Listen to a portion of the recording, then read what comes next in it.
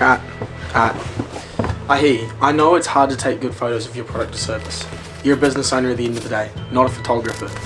Hey, I'm Jacob. I'm part of this business called Social Content Now. We're pretty much a one-stop shop for anything social media in Dunedin, Wanaka, the surrounding areas. Anyway, back to photography.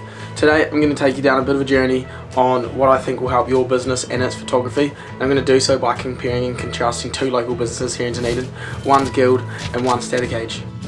Alright, first thing you need to know is lighting. Without good lighting, you're not taking good photos, hands down. Whether it's natural lighting, whether it's lighting like I've got over here, you need good lighting. Without it, your photos are bad.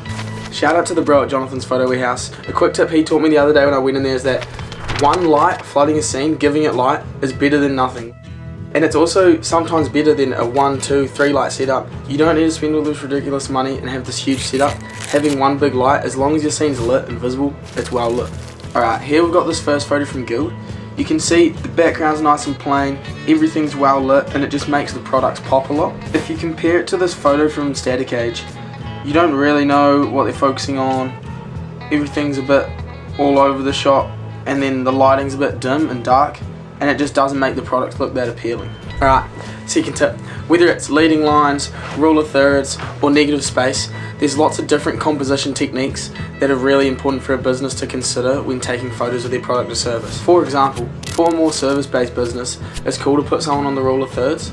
This is because having people on the rule of thirds is just way more appealing to the eye and everything looks more balanced. Or for a product business, having something with negative space in the background makes the thing pop off the background and makes the product stand out and look really nice. I think it's just super important for any business to look at what composition rules apply to them and then do a bit of research, learn what they are, learn how to execute them, and it'll make your photos better, hands down. Once again, I got some examples for you here. So as you can see on Static Age, this photo with the two shirts, like, there's a lot going on in the background. They're hung up in front of other clothes, in front of a wall with signage on it.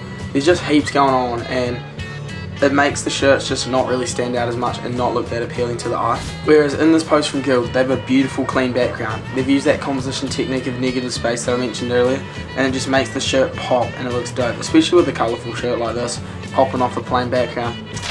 Thirdly, post-production.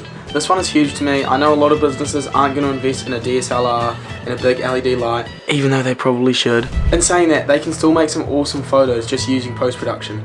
Even if you're just taking photos on your phone, like having an app like Snapseed, which I'll link below, something like that can just really elevate your content and make your photos just stand out from the other businesses around town. Doing touch-ups and edits to your photos before you post them will probably make your photos 10 times closer to the results you want to get. As you can see in this post from Static Age, it's a brown jacket on a brown floor, and they've not used any editing to help like separate them or make the jacket pop from the background. Even if you just look at this simple post here from Guild, they've cut out the object, brighten up the background, and it just makes it stand out so much, and that post-production is really saving them here. I also have gone ahead and I just took some screenshots, like literally just screenshots off the Instagram of Static Age, and then edited those photos and did a quick post-production on them, and you can literally see the difference already. It just makes it look so much better. I also chucked some graphic design templates on it just to show you a few extra things you could do.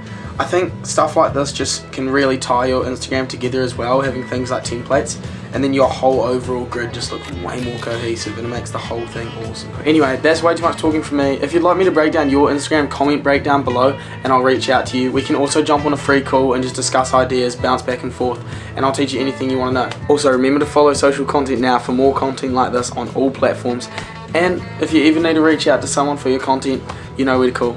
We'll talk to you guys later.